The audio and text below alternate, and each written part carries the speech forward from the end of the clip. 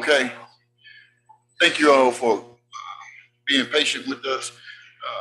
We have one item on the agenda today, which is House Bill 906, it's the omnibus bill. But we did a strike all on it. And I'm going to ask Ethan to explain it to you all. Thank you, Mr. Chairman. The strike all was to the omnibus bill that was sent over by the House, and it took out all of the code sections except for the 4 code sections that you all passed in your last corrections meeting. So it combines House Bill 863 that you passed and House Bill 1052 for transferring the Mississippi Prison Industries Act under the Department of Corrections. So it's going to be 4 code sections, and that's what you see on that strike all there. 47.5A, 47.526, 47.5.535, and 47.5.541. That's what the strike all does. It's just keeping another vehicle alive, and it has a reverse repealer as well. Is there any questions?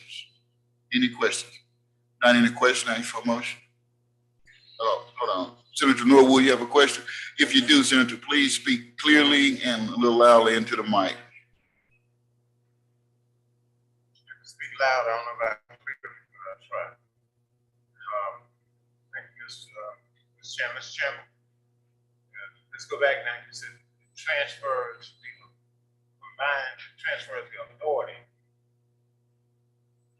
Yes, sir. This bill would transfer the Mississippi Prison Industries underneath the Department of Corrections, within the Department of Corrections. Okay, now, look, the Mississippi Prison Industry was a private organization, correct? Yes, sir. Now, the liabilities and assets that it have, what happens to those when they come forward with the transfer? How is that? It would come forward. It doesn't affect the industries. I guess it would be a quasi-public-private institution underneath the Department of Corrections.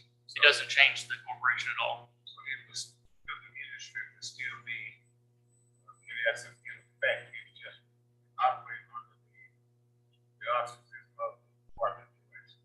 As the strike was written before you, yes, sir. And this was a recommendation. If you noticed, this was also a peer recommendation as well, that we do this, and this is why it's been done. Is there any other questions? Senator Sparks? I understand. Thank you, Mr. Chairman. I understand that the current version is a quasi-public-private corporation. I guess that's directed to Ethan. Is that not correct? That MagCorp. That's right. It's a public, as a private corporation. Yes, sir. So are we talking about the governance of the corporation in this bill? Yes, we in are. Section 4. Yes. What's the current governance of MP? So board of directors and CEO. And how are those board of directors? So they're on line 313 is just shall be governed by the board, and then it changes it to the Commissioner of Corrections. Well, and I appreciate that. And I know there's a reverse repeater in it, but I'm gonna go ahead and ask this question. The corporation shall be governed by the commissioner. And then we talk about a board of directors. Wouldn't the board of directors govern the corporation? That's how corporations normally work. Okay. Further, we've got 7 members, including the commissioner, the deputy commissioner of workforce development, which is a direct report to the commissioner, the executive director of workforce development, which is that Ryan Miller. Is that okay? And 4 members appointed by the Commissioner of Corrections. So we've got a direct report to the commissioner, and 4 members appointed by the commissioner on a 7-person board. I just want to make sure that that's what we intend to do. Okay. Has reverse repeater? Yes. Thank you. Okay, is there any other questions? Senator Simmons? Thank you, Mr. Chairman. I do have a question in light of Senator Sparks' question. The makeup and composition of MAGCOR or formerly MPIC, was that in the peer report? Or is that just something that came forward in the legislation? I'm not sure if that was in the peer report, but I know that moving MPEG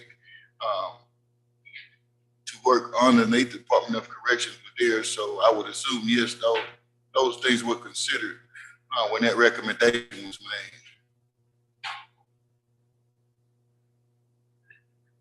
The MPIC should be under the Department of Corrections, but we don't know, because I hadn't read it, so I apologize, Mr. Chairman, for not reading the peer report. But you're saying that the peer report would have explained or would have suggested this makeup of the board that Senator Sparks just mentioned? I'm sure it is. Based upon the peer report, I'm sure it is. But like I said, this has a reverse repeal, and we have some other stuff to do with it. But this has also been done so that we can keep those other two bills that we had previously passed out of this committee to move forward. This was necessary to do this. And if you notice, this is where we were, and this is where we are. Thank you, Mr. Chairman. Yes, sir. Is there any other questions? Or motion. Or motion? As amended, strike out. It's been motion. Do we have a second? All in favor, let it be known by saying aye. All opposed? The ayes have it. Thank you on the motion.